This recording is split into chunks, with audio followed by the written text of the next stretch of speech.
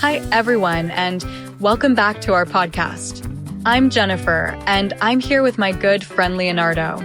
Today, we're going to dive into something that I think a lot of our listeners will find super useful: English conversations for everyday situations. Hey, Leonardo, how are you doing today? Hey, Jennifer, I'm doing great, thanks. I'm really excited about today's topic. Everyday conversations can be challenging, especially when you're learning a new language, but they're so important for getting by in daily life. Absolutely.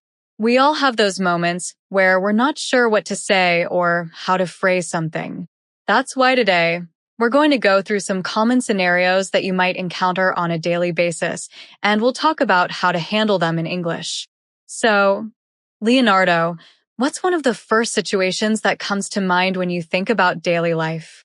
Well, one of the most basic and essential parts of anyone's day is their morning routine. Getting up, getting ready, maybe grabbing some breakfast. It's something we all do, but it can be tricky to describe in a language that's not your own. That's a great place to start. Let's talk about your typical morning routine. What's the first thing you do when you wake up? The first thing I do is hit the snooze button on my alarm. I'm not much of a morning person, so I usually need those extra few minutes of sleep. Laughs. I think a lot of people can relate to that. The snooze button is a lifesaver for those of us who aren't naturally early risers. But once you do manage to get out of bed, what comes next? After I finally get up, I head straight to the bathroom. I brush my teeth, wash my face, and then I take a shower to wake myself up.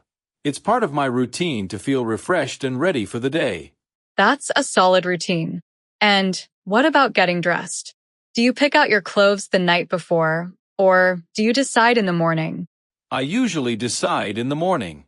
It depends on how I'm feeling that day and what I have planned. If I'm going to work, I'll wear something more formal, but if it's the weekend, I'll go for something casual and comfortable.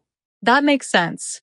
Getting dressed is such a simple phrase, but it covers a lot of steps, from choosing your clothes to actually putting them on. After you're all ready, do you usually have breakfast? Yes, I try to. I usually grab a quick breakfast, like a bowl of cereal or a piece of toast with some coffee.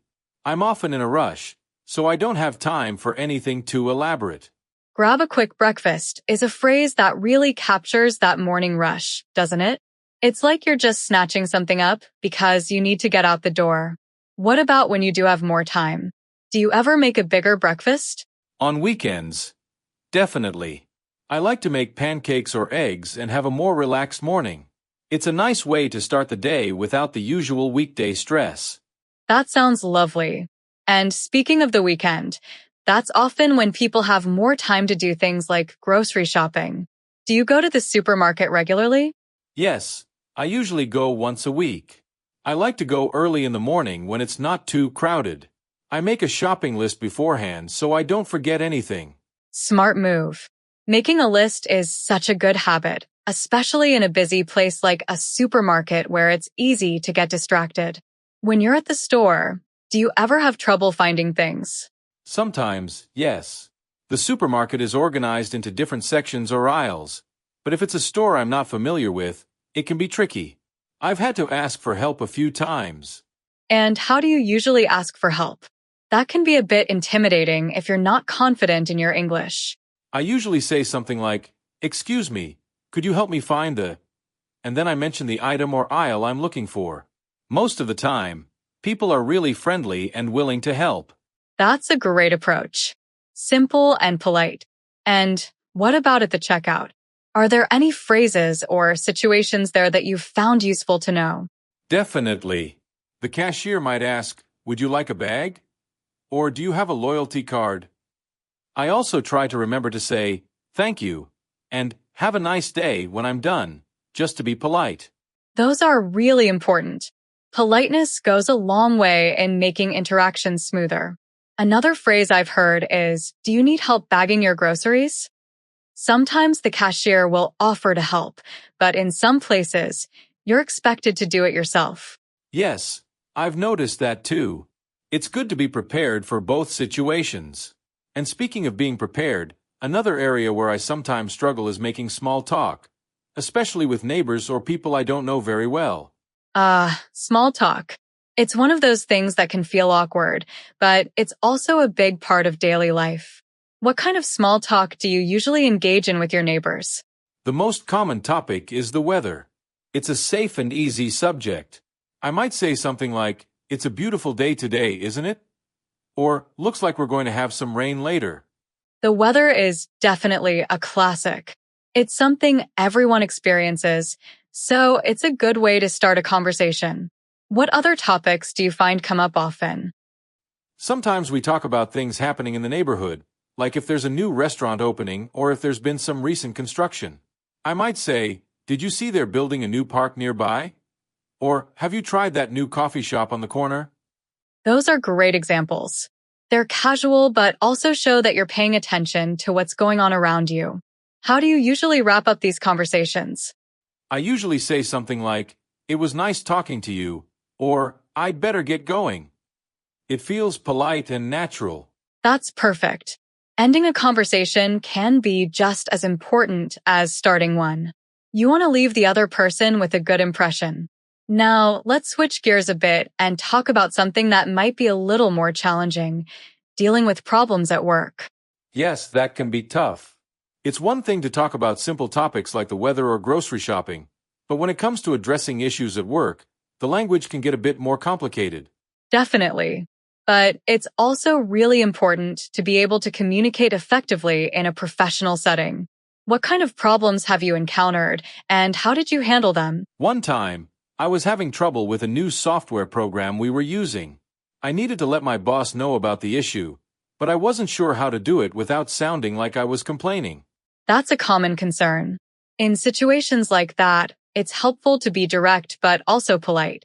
You could start by saying, "I wanted to bring something to your attention," or "I've been having some issues with the new software." This way, you're stating the problem without being negative. That's a good way to put it. And if I need help from a colleague, how should I ask? You could say something like, "Could I ask for your help with something?"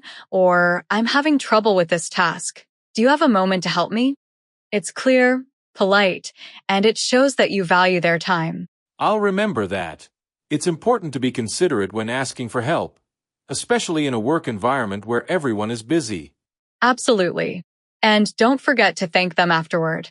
A simple, "Thank you for your help" goes a long way.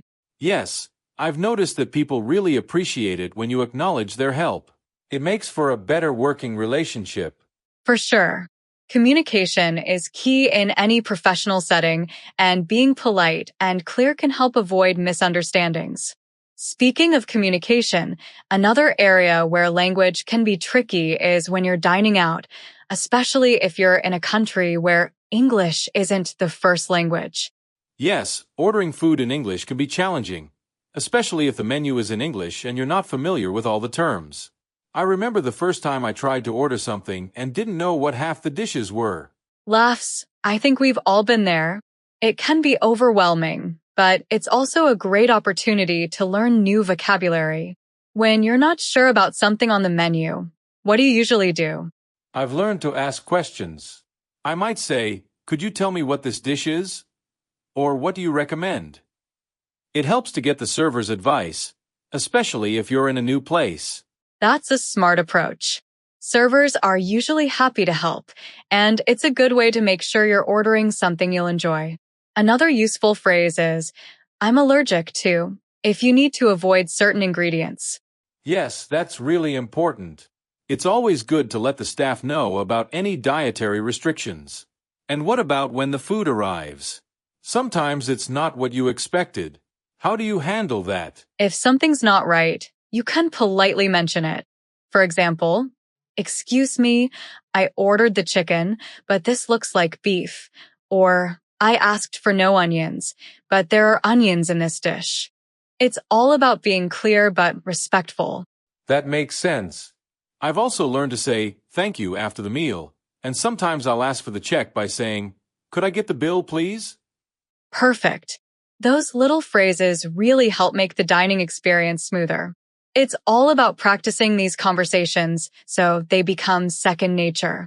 And speaking of practice, have you ever had to make a phone call in English? That can be another tricky situation. Yes, I've had to make a few, and they can be nerve-wracking, especially when you can't rely on body language or facial expressions to help you communicate. Phone conversations are definitely challenging because you're relying solely on your words. What kinds of calls have you had to make? I've had to call to make appointments, like for a doctor's visit, or to ask for information about something. I always try to prepare a bit beforehand, like writing down what I need to say or the questions I need to ask. That's a great strategy. Having a plan can really help you stay calm and focus during the call. When you're making an appointment, what do you usually say? I usually start with, "Hi, I'd like to make an appointment for," and then I specify what it's for, like a doctor's visit or a haircut. Then I ask about available times by saying, "Do you have any availability this week?" That's exactly right. And if they give you a time that doesn't work for you, how do you respond? I might say, "I'm sorry, but I'm not available at that time. Do you have anything earlier or later?" It's important to be polite but also clear about your needs. Definitely. And what about ending the call? Do you have any tips for that? I usually wrap up by saying, "Thank you for your help," and then, "Goodbye." It's simple, but it works. That's perfect. Ending a call on a positive note is always a good idea. And just like with any other type of conversation, the more you practice, the more comfortable you'll become. Yes, practice is key. The more you use these phrases in real situations, the easier it gets. I've noticed that over time, I've become more confident in my English, even when I'm in challenging situations. That's great to hear.